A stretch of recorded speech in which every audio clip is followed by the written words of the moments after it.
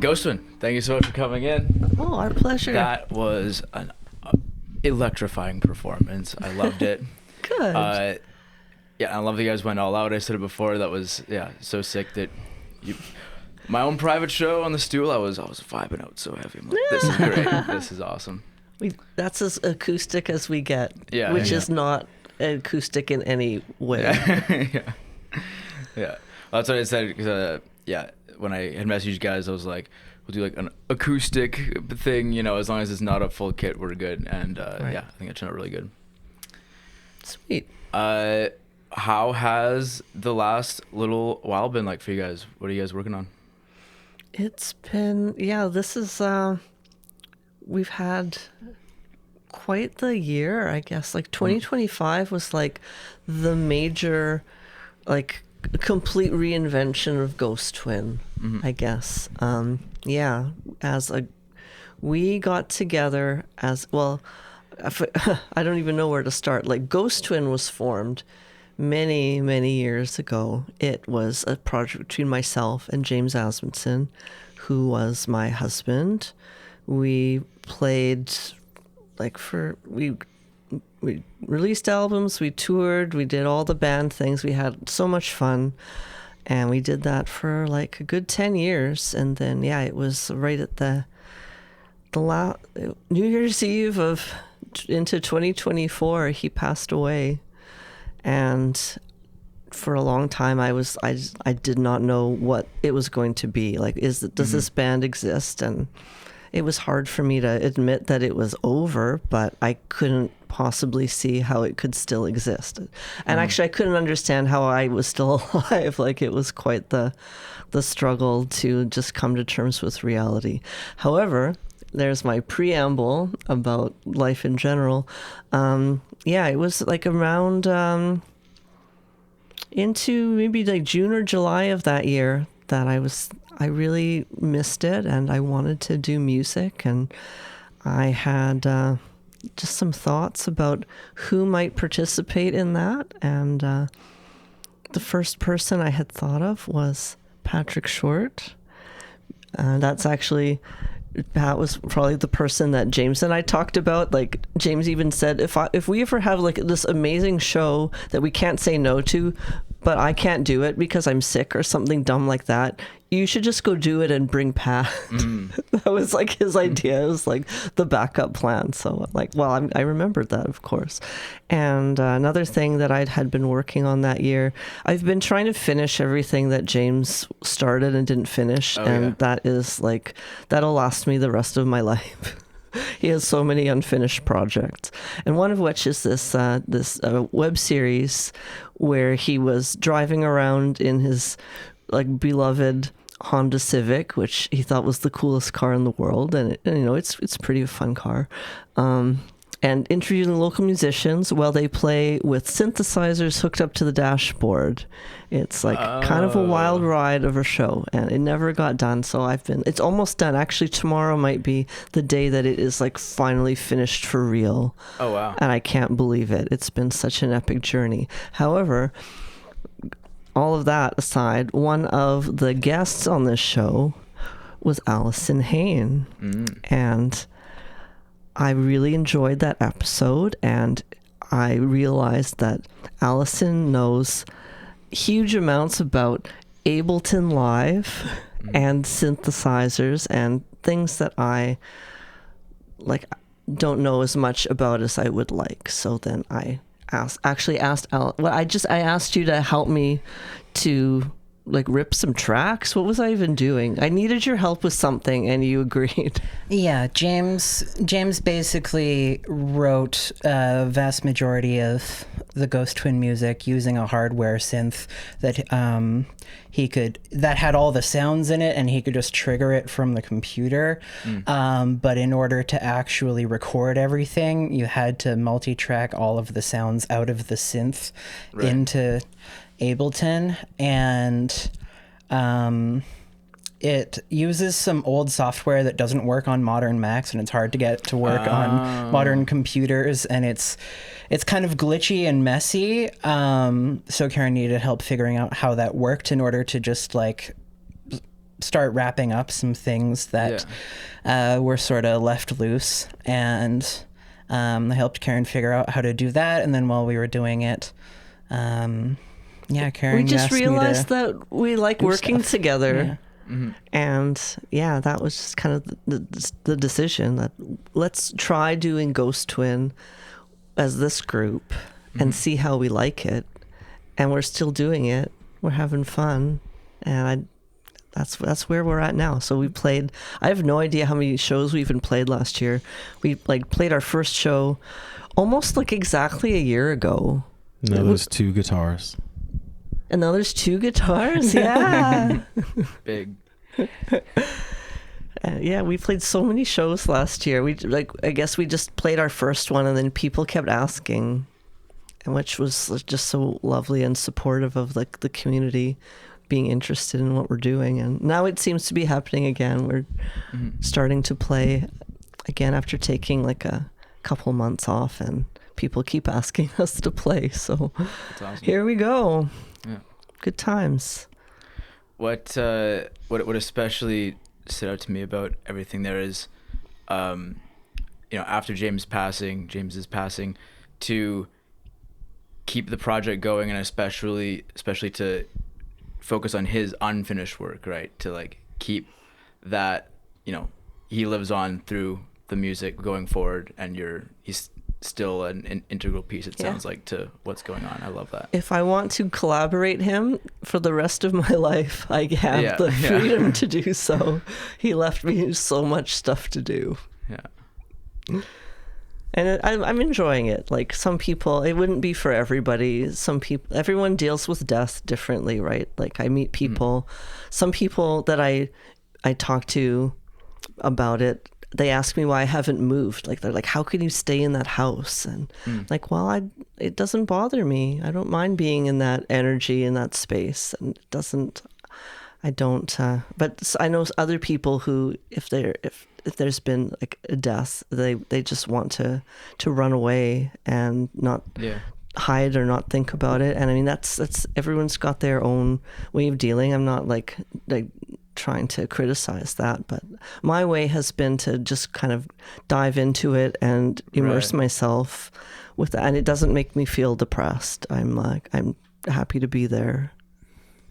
If I had any doubts about whether I had his blessing or not, a few months after he passed away, I actually bought a condo, and it turned out that it was the condo that he'd grown up in. Whoa. I didn't know. I had no idea. Yeah, your bedroom is James's bedroom at 6 years old. His old bedroom. Whoa, so I literally live in his condo he grew up in.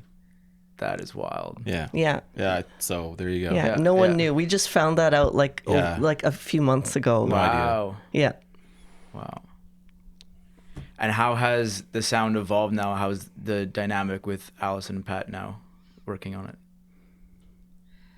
There's more synthesizers and there's more guitars. Yeah, there's just a bit more going on. What we do, we're beginning to write new music together. We had a lot of fun kind of taking apart the existing Ghost Twin material and reinventing it for us to play together. And there was so many sequenced synthesizer parts. So a lot of what we did was we listened to all of the parts and just kind of assigned them to people who wants, and then with the freedom to riff on it, right? It's not I don't feel precious about this music. It has to be exactly a certain way. And so we're kind of having some freedom to take apart and then reinvent it. But I mean, it doesn't sound all that different. Well, also, arrangement-wise, there's a lot of songs that have layered synthesizers, so we're kind of just summing them down to a part that Alison can play or I can play live. Right. So it's a bit more of a live thing. But also, when I joined, there was an EP already recorded of David Lynch covers, and the recording to the live versions of those covers are completely different. We played one of those tonight, the last song we played. Yeah. And it's completely different from the recorded version. Yeah, I guess it is. Yeah. That was, James and I played this show like early 2023, which was like celebrating David Lynch related songs. So we decided to do what's called Industrial Symphony Number 1, which is this music like performed by Julie Cruz. And we did it in like a Ghost Twin kind of style. And we didn't really do anything with it. Like we played the show and we're like, oh, that went really well. Maybe we should like do something else with that one day. But then, that was kind of what I jumped into in like spring, summer 2024, when I started to feel like I could play music again. I'm like, this is this music that was kind of produced. Let's just like make it. Yeah. And then, I guess I kind of started working on that and then got Pat and Alison involved throughout that. And we kind of ended up creating it together, but based on the arrangements that mostly James had made. And then, we've had fun creating our own live version. And I think that's kind of how it's going to go from now on. Like we'll be really collaborative with the writing. Yeah. Or trying stuff from scratch with the three of you instead of... Eventually we will. Yeah. There's like so much music that was like half finished. Yeah. From me and James from before. So I kind of want to... Well, it makes sense to get that done. Yeah. And also, like, we're absolutely going to be writing new material together. Yeah. I love it. Yeah. I wanted to talk about, because I don't actually think I've talked to anyone who has a song that commercially was as successful as Saturn Swallows the Sun. I'm wondering, especially because that was on your debut album, which is crazy, how that... Actually, great. Now I'm thinking, it was a debut on streaming, but did you have stuff up before then? We did. Yeah, we released a little EP on cassette. Yeah. Yeah, called Here We Are in the Night, which, and that was kind of how we got our start. That's probably through that would be how we got the interest of Artifact Records. Yeah, the Here We Are in the Night was first released by the Dub Ditch Picnic way back in the day when that existed.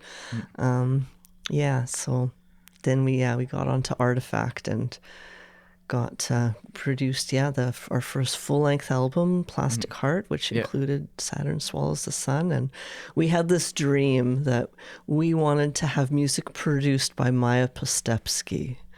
And we made that happen. And I'm so happy that actually happened. She was a riot. That's awesome. Yeah. She's like brilliantly from creative. Ostra and Trust. Yeah. Formerly of. Mm-hmm. Yeah. Super talented, kooky gal. Yeah. And was the success of that album anticipated at all? Was it a surprise? Maybe halfway. Like, we were so excited that Maya was working with us, and we kind of, I think during that time, like, maybe still, I guess Ostra and Trust people still like are definitely interested in those groups. Like, we thought there'd be some interest, just kind of the crossover with that we were working with that person, and we were confident that they were good songs. And yeah. We've always been like, I've always felt like a good song is a good song. Like, it doesn't, the production can augment it, and you can have a lot of fun with that and like create a mood, but you start with a good song, and then no matter how you produce it, it's going to be a good song. Mm-hmm. So we felt we had a good collection of songs. Yeah. And that's still kind of my mantra. They're all written on acoustic guitar first. No, they're not. I write on piano. I'm a piano player. I'm not a guitar player at all. Like, I just mess around. I have no idea what I'm doing. So how do those transition then from being piano-based songs to being these full arrangements?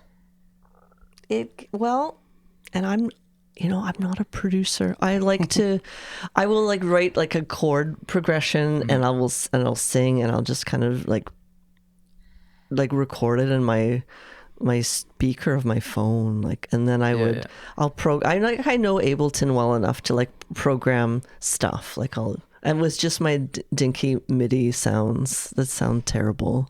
Yeah. And then I will get someone competent at production to make it sound great, such as James or Pat or Alison. Yeah. With a bunch of the material on the Industrial Symphony EP, there were basically MIDI files that were just Karen playing the song front to back on like a piano-sized MIDI keyboard, basically. And so there were a number of them where we would identify what the main melody was and then put that on one instrument track, and then like put what was obviously the bass on another instrument track, and see how many tracks you might want or need for kind of the stuff in the middle, and how you want those to like play off of each other. That's right. Yeah, that was interesting. That was one track we did for Industrial Symphony as us three, we created it. That was one that we at that other show, like James never worked on it at all, so like we created that from scratch together, which was a really fun and rewarding experience, I found. Yeah. And then circling back to the success of Plastic Heart, did you feel at all any pressure after that point to like, oh, we need to like, this was so sick, we need to live up to this? Or maybe. Well, not really. Like, I feel that as an artist, if you feel pressure to create something commercially viable, you're going to create something terrible. Right. Yeah, it's just it has to come from your soul. It has to. You write the song, and the people are going to be into it or they're not, and you can't. If you try to write something that people will like, it's gonna be garbage. The second that a band says we did this for the fans, making the record for the fans, you know it's gonna be shit. That's just kind of how it goes. You can't make anything for anybody else. You make music for music's sake, and so I mean, maybe we felt something like, but again, we were writing songs, and we felt good about the songs. We played 2 songs, like we played Strobe Light and Blue Sunshine today for you. And I quick little aside about that song Strobe Light, I remember writing it. I used to have like a MIDI programming thing in my phone, and I got this idea for the song and I was programming it, and it was 3 a.m. at the emergency vet while the dog was having her stomach pumped because she got into chocolate. I know. But that's how the song came about. Just tripping out on not enough sleep and a dog. I do think End Times is a poppier record. It is probably, Love Songs for End Times might be a bit more towards the pop side, but that wasn't like, it wasn't like an intentional thing. It just ended up being that's what the songs we wrote. And I guess the person, what was his name? Valentin Huchon in Montreal did the mixing and the mastering on that, or just the mastering. I know I'm losing track of like exactly, but he's like kind of more of like a, what is his genre even? French house, yeah. So that was maybe a bit more of that kind of a vibe came out in the production of that one. Yeah, the vocals are more out front. Yeah. French house. I love French house. what are you guys listening to? Yeah, great question. You guys can go first. I'm bad at listening to music. Oh man.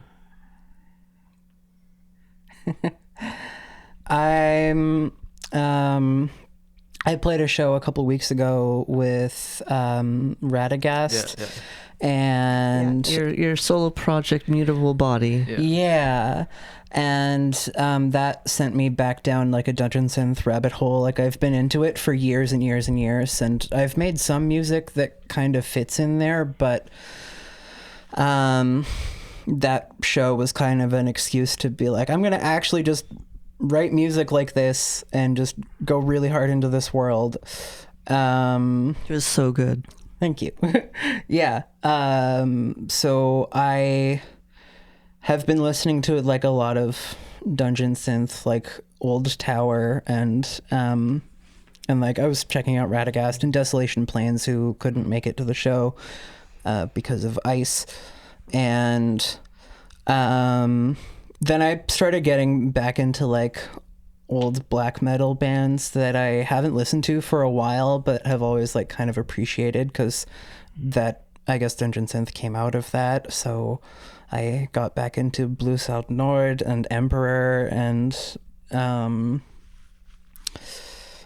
yeah, just a bunch of like really angry, evil sounding music, because it's also been really cold. So yeah, that, and like music people have been putting on YouTube that's all like Warhammer 40k themed, because that is just another rabbit hole I'm going down. I kind of just like listen to music that is related to whatever rabbit hole I'm in.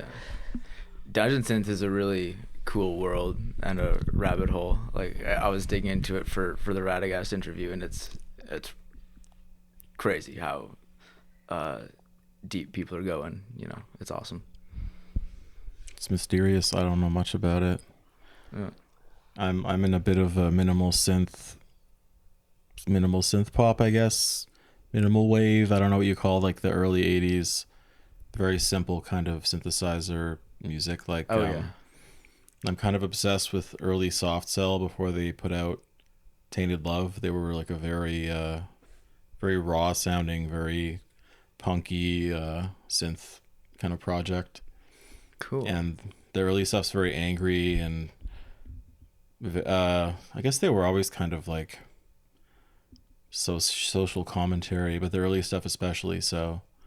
And the just sounds really gross and raw, and lots of shrieking, and songs about hitmen and stuff. And that's cool. I should check that out. And then my phone says I've been listening to Xeno and Oaklander, which is like a more modern minimal synth group. They're pretty fantastic. And Inhalt, which is like, I don't know, like EBM-ish synth music from Germany and the States. EBM? Yeah, electronic body music. I've ever heard of this. No? Well, there's the rabbit hole for you. There you go. There is. It's a deep one too. It's a very deep hole, and it's still being dug, I guess. Yeah. There's I have another project called Kindest Cuts, which is like a synth pop. I just say it's like synth pop with some EBM influences, but EBM and EDM are very different. EBM is like, it was called positive punk when it came out, because it doesn't make any sense to me. I don't know why it was called that, but it's like synthesizer music that is very simple and very fast, and most of it's about the bass line and a drum machine, and there's lots of yelling, and I guess it is kind of like punk, but listen to Nitzer Ebb Or Front 242. Front 242 or Nitzer Ebb, or there's a million bands. There's also an EBM train. Yeah, we played a show. We played Terminus Festival, Which has lots of EBM bands. Yes, it does.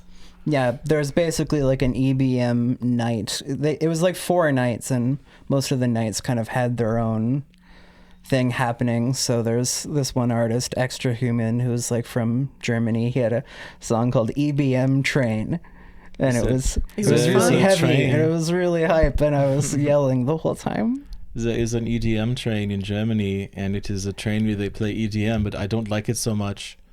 So I like there to be an EBM train that plays EBM music. Right. That's my generic European accent. So he was really into it. Nice guy. So what's the body though? Well, it's music that makes you move It's your body dancey. around. Okay. Most of the songs are about moving around, or an army moving around in like an army formation. Maybe I don't know. And like the Being forced to move. performances of EBM tend to be very physical. Okay. Like yeah. there's a lot of bands in or adjacent to that genre that incorporate like actual like industrial either machinery or like they'll have like sheet angle metal up on grinders. stage and they'll like hit it with hammers in time to the yeah, music and stuff. Yeah, like SPK or maybe someone like DAF, Deutsche American Friendship Band, like that kind of stuff. Very simple and dancey and It could be like one guy with a laptop and also a garbage can lid on a stand, and that's like the setup well, that's for him to like yeah. scream and hit the can Right. while Yeah. sequences play off the laptop. It's that like- would be like a stereotype. It was like punk music for people that didn't feel like learning guitar. Okay. Kind of. I think I'm really getting the vibe now. This is cool. This is Punk cool. music for percussionists. Yeah. So Karen, what are you listening to? Well, I was thinking like what I kind of got a little bit not obsessed, but I was listening a lot to this album called Ego Work by The Faint, which was I'm really enjoying that. And also I sing in an a cappella choir called Canticum, and we're just starting to get the repertoire. And I was kind of going down a rabbit hole once again of witchy folk music because we're going to do a set of that, and I'm kind of stoked on that. cool. Witchy in terms of like thematically and like Yeah. and like spooky. Spooky sounding and thematically, yeah. So we're going to do 3 sets of 5 songs. There was going to be one of witchy folk music. There was going to be one of sea shanties. Nice. And there's going to be one of political music, mostly fictional. Oh. Pirate songs. There's are going to be Yarr. pirate songs, 100%. And I'm there's excited. Music from Andor in that last one, right? There might be music from Andor. Yeah. There might be music from Hunger Games and Les Mis, just to name. It's going to be a real riot of different stuff. I don't know. I'm excited. I love singing with the choir. It's so good for my ear training, and it's good for the vocal training in general. Mm-hmm. And it's a fun crew. That's sweet. Yeah. Speaking of like fictional worlds, fictional songs about, characters, whatever, it's made up. Is that anything that you incorporate in your songwriting, or is it generally coming Sometimes, from? sometimes, often like Ghost Twin. I'll have to see what I write about now. I don't even know. But in the past, like the previous iteration of Ghost Twin, it would be a lot of personal songs, but encoded with themes of the occult. That's kind of what Ghost Twin thematically, like lyrically, would be the majority of the time. Yeah, so I don't imagine that I'll be like leaving that behind, but I may take it in a slightly different direction. I'm really not sure. It's art. It's going to do what it wants. Right, yeah, I like that. Where does your interest in the occult stem from? Oh. I'm not sure. Because it's badass. Because life is ridiculous and magical. I don't know. Yeah, It is. It's fascinating. I don't know what's real. I don't know anything about reality. I just like to be open and explore things. Yeah. Well, I took some comparative religion courses in university, and when you find out about Hermeticism and the foundation of most religions, it's like, oh, okay, yeah, time to do some weird shit. Yeah. Time to do some. Yeah. It all comes from a similar source that it's all the predates- same. Yeah, Yeah. Well, I've heard it's a lot. every religion is different fingers all pointing at the same moon. And we spend way too much time looking at the fingers and forgetting to look at the moon. Ooh, I love that. I love that too. I looked at the moon today and it made me very happy. Yeah, it's a full moon in Aquarius tonight. Apparently, we'll have to check it out on the way home. I didn't get to see it yet. I've done a lot of reading into religion, occult stuff. I love it too. Not a big I never dabbled in like practicing anything except for like Buddhism a little bit. Like I did some meditating in Thailand and stuff. And you guys dabbled in like practicing stuff? Maybe more than dabbled. Yeah. Yeah. Yeah. The dabbling is a deep dabble. Yeah. A dabble hole. The dabble goes deep. I've been to witch camp. Which camp? In Wolf Creek, Oregon, 2015. Cool. It was like a week long, and there were group rituals and like spiral dancing and like people turning into wolves and deer and talking to trees. Whoa. And there's a lot of lore there that when I think about it and I look around at my life now, because that was like over 10 years ago now, I don't necessarily feel a sense of loss, but there's definitely a persistent question in my own life of like my ongoing relationship to that part of my spirituality, because it's not like there's a lot of people going around talking to trees and doing spiral dances in Winnipeg. My own practice has, I guess, become a little more lax over the years, but it's, definitely more than a dabble. What did you take away from the camp in particular? That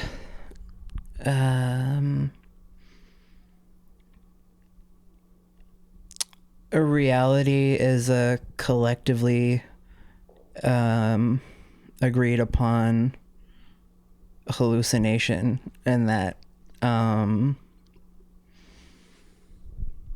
the fictions that people believe about the ways that they live their lives, including like the political systems and economic systems that we live in, they're like basically everything is malleable, and everything can be changed and everything will change, and Change is the only constant. I think, given those are the words that spilled out first, that's at the top. There's a lot more under the surface, but it's harder to articulate. That is so fascinating. And so if everything is malleable and change is constant, and is that the practice then, is tapping into that and seeking to enact change yourself? I think that with magic, and the occult and stuff like that, the most important thing is that everything's malleable, but you should really change yourself. Right. You have to change yourself, and by changing yourself, you've done an alchemical process that will therefore change the world. Right. So Absolutely. that of course is my opinion, and that can be, anyone can have their own opinions, as there's not really any rules about any of this Well, stuff. the only reality that anyone can really be aware of is their own experience and perception. So, in that theory, the only thing that exists consciously to anyone is themselves. Yeah. So it's best to start there, because as far as you're concerned, nothing else is like real in a way that you can quantify. And some people take it to the extent that they think that the entire world is just them perceiving it. They don't think that there is a world. Right.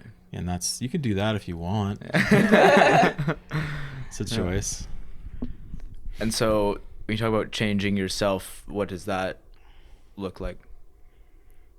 Well, personally, I've got my own ways of doing that I work on a lot. But I think something that was informative for me was that I learned that in a lot of, what's the word?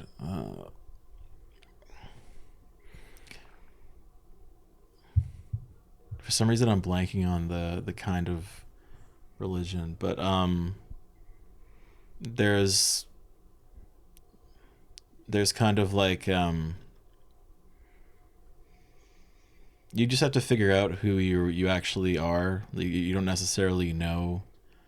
You kind of have a construction of yourself that's based on your experiences in the world, and you kind of have to be able to step outside of that and figure out your actual intentions and your actual you're trying to get in touch with your subconscious a little bit more. Right. That's like the functional thing. So it's not necessarily like trying to become anything except what you already are, and just like that's basically the thing with Buddhism and the practice of the meditation and everything that I was doing is like that's always the idea. It's like you're not trying to achieve anything. It's just you're trying to you're stop identifying with your identity. Yeah. I'm not so much part of the Buddhism line. I'm more like in the Western tradition of like, the crude term would be self-actualization, but that's a very like new agey version of that. But I think that like there's probably something to all of that. I think that, for sure. Yeah. And one thing you're trying to do is to kill the false self. Like when you see images of something like the god Kali, they're always standing on the corpse of another being. And it's symbolic of how you're supposed to kill the false self and become the embodied version of something else. I don't know if I'm saying that right, but It's making sense. Right. I think that's basically kind of the crux of all religion, right? All occultism is that thing, and there's different ways to get there, different fingers pointing at the same moon. Yeah. What does that look like for you? What does it look like for me? Well, I've been discovering a lot of new ways of looking at reality, I guess. And I don't know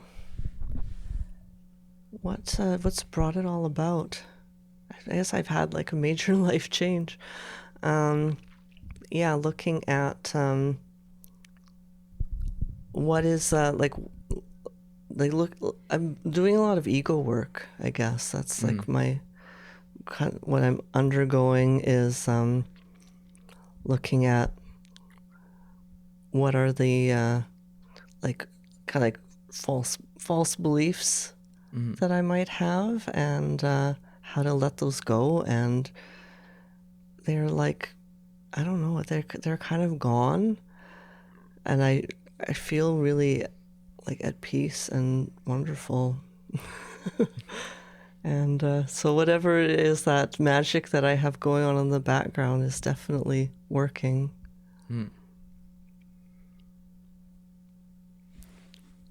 Honestly, I think that's a good place to end it. Yeah. I love that. Okay. Ghost Twin, Alison, Karen, Pat, thank you so much for coming in. Thank you. Thanks for having us. Thank you. You guys have some shows coming up? We sure do. Yeah. We're going to be playing it's Saturday, the 21st of February, Handsome Daughter, with touring artist Dreamy, the Alien. And geez, I wish I should have like read this before. The band, The Highest Definition, but it's one of their members doing their solo project, and I don't remember the name of the project. I wish I did. But yeah, Handsome Daughter, the 21st. And then that we'll be playing our original Ghost Twin songs. And then on the 26th of February, Thursday, we're doing Real Love Thursday.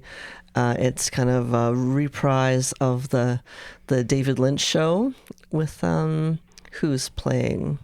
She's Luana Moss, Ala Mode and Cantor Dust, and probably. Cantor Dust. Yeah, Yeah. thank you. And we're going to be playing our Industrial Symphony #1 set.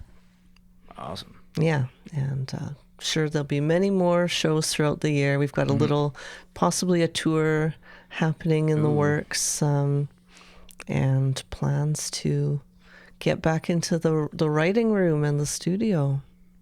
All right. Super exciting stuff. I think so. Yeah. It is. Indeed. All right. Thanks again, guys. This was great. No problem. Anytime.